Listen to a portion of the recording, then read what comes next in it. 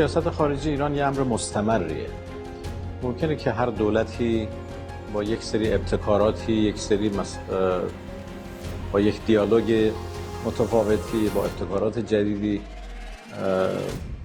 کار رو جلو ببره، ولی یک سری اصول ثابت داره سیاست خارجی ما که هر دولتی سعی میکنه اونها رو به جلو ببره.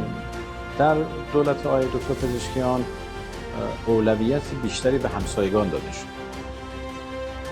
این اولویت قرار دادن همسایگان خب طبیعتاً الزاماتی هم به دنبال داره. یکی از این الزامات رفع هر گونه تنش در رابطه با هر یک از همسایگان است. گسترش روابط هست، ایجاد کردن زمینه‌های جدید و ظرفیت‌های جدید در روابط است.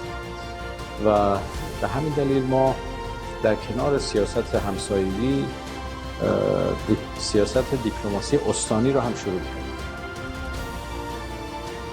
و این اعتقادشون رو راسخ‌تر کرده که واقعا از طریق گفتگو، از طریق تعامل میشه به دستاوردهایی رسید که از طریق تنش و دعوا و بد اخلاقی اینها نمیشه رسید.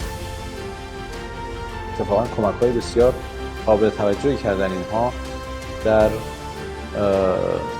به اصطلاح ارائه بعضی از کالاهای مورد نیاز، بحث‌های دارویی و اینها تا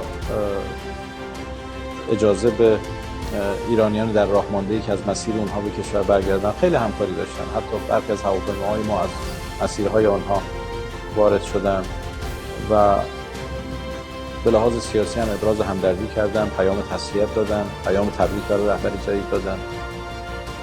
ببینید ما تا 2 هفته اول جنگ هیچ درخواستی برای آتش بس از طرف آمریکا نبود.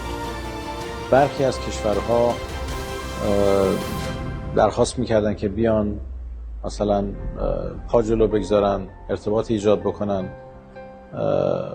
میانجیگری بکنن. پاسخ ما به همه اونها روشن بود و پاسخی بود که رئیس جمهور هم بهش اعتقاد داشتن که ما آتش بس نمیخواهیم، ما خاتمه جنگ رو میخواهیم.